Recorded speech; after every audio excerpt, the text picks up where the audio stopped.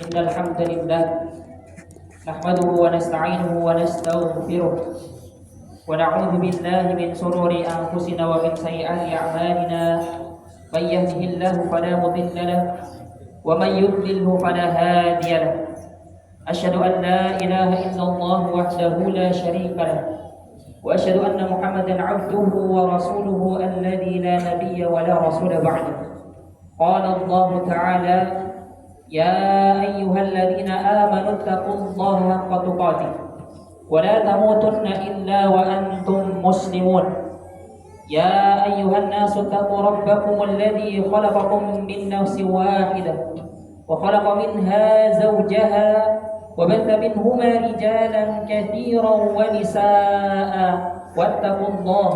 واتقوا الله الذي تساءلون به والأرحام إن الله كان عليكم رقيبا. يا أيها الذين آمنوا اتقوا الله وقولوا قولا سديدا يصلح لكم أعمالكم ويغفر لكم ذنوبكم ومن يطع الله ورسوله فقد فاز فوزا عظيما. أما بعد.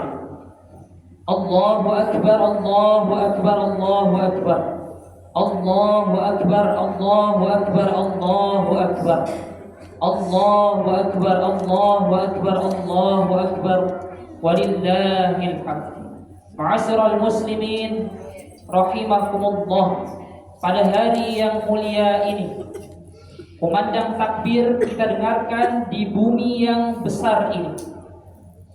Manusia mengagungkan Allah Subhanahu wa taala, memuji namanya yang mulia ini.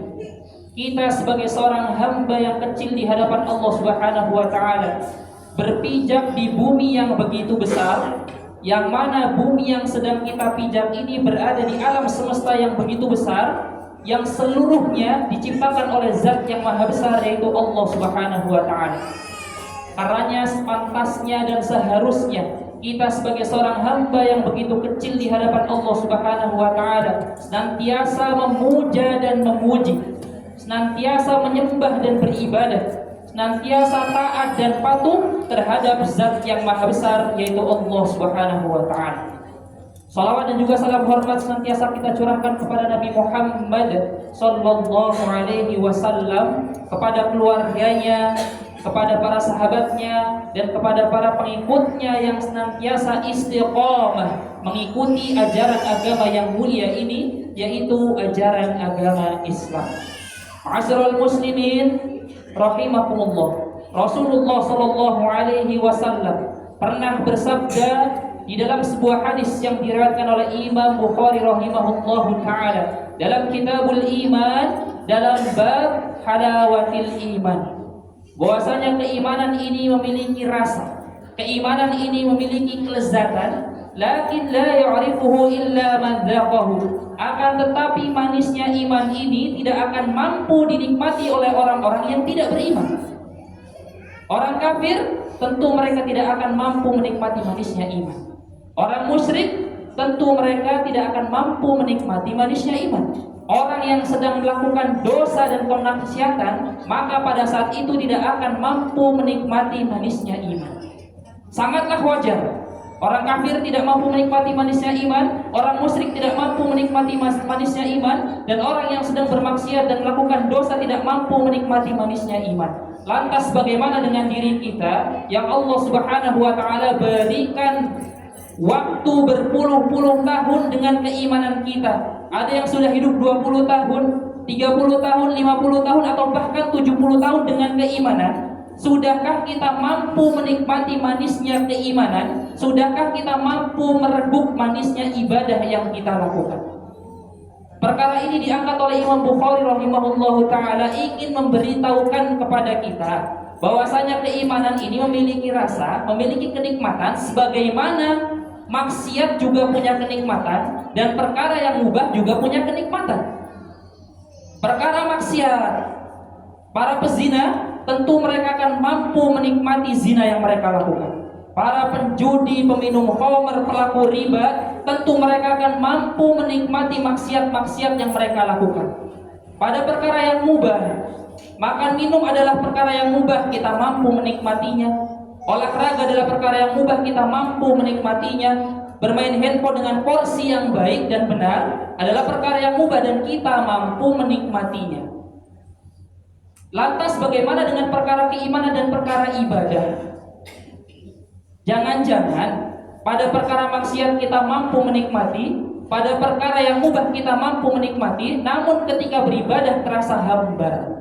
Inilah mengapa kita diingatkan oleh sebuah hadis yang mulia yang diangkat oleh Imam Bukhari rahimahullahu taala dalam Kitabul Iman, dalam bab halawatil iman, dari seorang sahabat bernama Anas bin Malik radhiyallahu anhu, dari Nabi Muhammad sallallahu alaihi wasallam bahwasanya beliau bersabda, "Thalathun man kunna fihi wajada halawatal iman." Ada loh 3 perkara yang apabila 3 perkara tersebut ada pada diri seorang hamba, wajada halawatal iman, maka orang tersebut akan mampu menikmati manisnya iman. Apa kata Rasulullah sallallahu alaihi wasallam? Ayyakuna Allah wa rasuluhu ahabba ilaihi mimma siwahuma, wa ayyuhibbal mar'a la yuhibbuhu illa lillah, wa ayyakraha ayyauda fil kufri kama yakrahu ayyudzaba finnar. Yang pertama kata Nabi kita Muhammad sallallahu alaihi wasallam, ketika seorang hamba mampu menjadikan Allah dan Rasulnya sebagai pemuncak kecintaan yang paling tinggi, maka orang tersebut akan mampu menikmati manisnya iman dan orang tersebut akan mampu mereguk manisnya ibadah. Kita sebagai seorang hamba yang beriman mengaku bahwasanya Allah kita cintai, Rasulullah kita cintai. Namun dalam pengakuan kita, Allah Subhanahu wa taala memberikan penegasan ternyata ada perkara-perkara lain yang juga dicintai oleh kita sebagai manusia.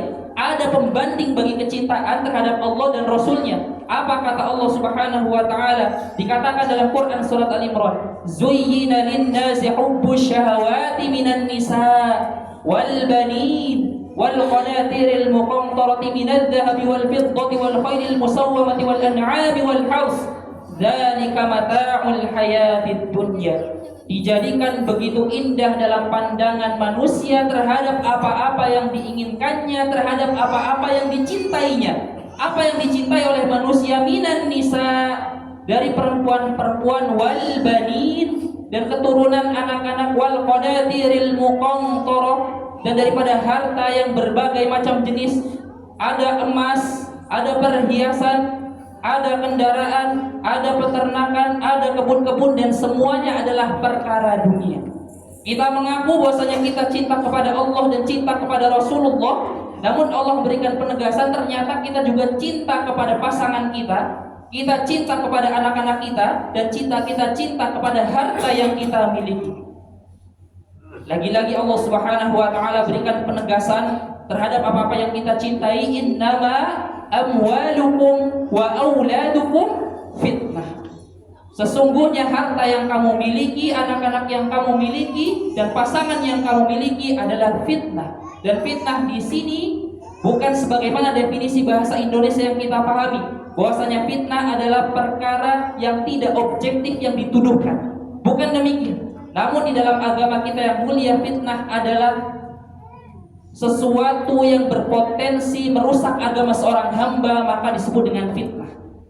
Karena adalah istilah fitnah dajjal. Ketika dajjal turun di tengah-tengah manusia, berpotensi merusak agama seorang hamba.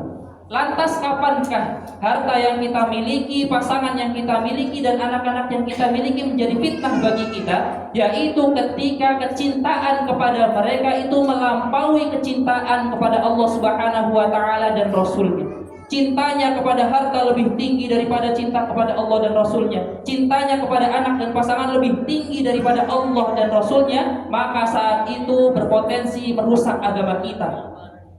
Karena kita perlu diingatkan oleh sebuah kisah di dalam Al-Quran tentang seorang hamba yang benar-benar mampu menjadikan Allah dan Rasulnya sebagai pemuncak kecintaan yang paling tinggi. Yaitu kisahnya Nabi Ibrahim alaihissalam dan juga Nabi Ismail alaihissalam. Ketika Nabi Ibrahim alaihissalam mendapatkan wahyu dalam mimpinya, diperintah untuk menyembelih anaknya yaitu Nabi Ismail alaihissalam. Qala ya bunayya inni ara fil manami anni adbahuka fanzur madza tara. Wahai anakku, bagaimana pendapatmu jikalau aku diperintah untuk menyembelih kamu? Nabi Ibrahim cinta sama Allah. Nabi Ibrahim juga cinta sama anaknya. Ditunggu kelahirannya bertahun-tahun. Setelah terlahir menjadi pribadi yang soleh, enak dipandang oleh mata bapaknya, menyenangkan, taat, santun, taat sama Allah, taat sama kedua orang tuanya. Tibalah suatu perintah disembelih anaknya yang mulia ini. Ini adalah perkara yang berat, kecintaannya diuji. Namun bagaimana respon yang diberikan oleh anaknya yang juga cinta kepada Allah, yaitu Nabi Ismail alaihissalam? Ya abati fa'al ma tu'mar satajiduni insyaallah minas sabirin. Wahai ayahku, jikalau memang ini perintah dari Rabb kita, maka lakukanlah. Nabi Ibrahim cinta kepada Allah, cinta kepada anaknya. Nabi Ismail cinta kepada Allah, juga cinta kepada ayahnya. Namun mereka berdua menjadikan cinta kepada Allah sebagai pemuncak kecintaan yang paling tinggi. Lalu bagaimana Allah Subhanahu wa taala memberikan label bagi Nabi Ibrahim di dalam Al-Qur'an? Inna Ibrahim khalila. Sesungguhnya Nabi Ibrahim alaihissalam adalah seorang kekasih, karena dia mampu menjadikan Allah sebagai pemuncak yang kecintaan yang paling tinggi dibandingkan kecintaan terhadap selainnya. Demikianlah seorang hamba ketika sudah mampu menjadikan Allah dan Rasulnya sebagai pemuncak yang kecintaan yang paling tinggi, maka memiliki keimanan yang dahsyat dan ibadahnya mampu dinikmati. Kemudian yang kedua, yang dikatakan oleh Rasulullah SAW tentang perkara yang mampu menjadikan kita mampu menikmati manisnya iman, mampu mereguk manisnya ibadah. Wa ayyuhibbal mar'a la yuhibbuhu illa lillah. Ketika seorang hamba cinta kepada keluarganya, cinta kepada saudaranya, cinta kepada kerabatnya, temannya, itu berlandaskan kecintaan kepada Allah Subhanahu wa taala, bukan berlandaskan kecintaan kepada yang lainnya. Bukan karena domisili yang sama, lingkungan tempat tinggal yang sama kemudian saling mencintai, saling bermuamalah. Bukan karena suatu pekerjaan yang sama saling mencintai, bukan karena suatu pekerjaan proyek yang sama kemudian saling mencintai. Namun kecintaan itu dilandaskan kepada Allah Subhanahu wa taala, maka orang tersebut akan mampu menikmati manisnya iman. Kemudian yang ketiga yang dikatakan oleh Rasulullah SAW tentang perkara yang mampu menjadikan seorang hamba mampu menikmati manisnya iman dan mampu menikmati manisnya ibadah, wa ayyaqraha ayyauda fil kufri kama yaqrahu ayyuqdafa fin nar. Ketika seorang hamba mampu membenci kekufuran, mampu membenci kesyirikan, mampu menjauhi dosa dan kemaksiatan, sebagaimana dirinya ini benci terhadap neraka. Ketika benci kepada neraka, maka tentu akan menjauh kepada neraka. Maka seorang hamba harus benci terhadap kekufuran, kesyirikan, menjauh daripada dosa dan juga kemaksiatan.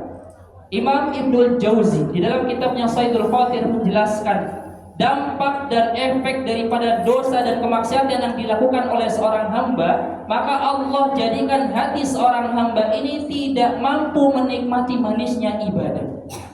Semakin banyak dosa yang dikerjakan, semakin banyak maksiat yang dilakukan, maka semakin besar pula penghalang untuk menikmati manisnya ibadah yang dilakukan. Karena ma'asyiral muslimin rahimakumullah, bisa jadi terlalu dekatnya seorang hamba dengan kekufuran dan kesyirikan, terlalu banyaknya dosa dan maksiat yang dilakukan oleh seorang hamba menjadikan seorang hamba ini bermalas-malasan dalam ibadah, atau ibadahnya tetap dikerjakan namun rasanya hambar, tidak mampu dinikmati. Itulah yang dikatakan oleh Rasulullah SAW.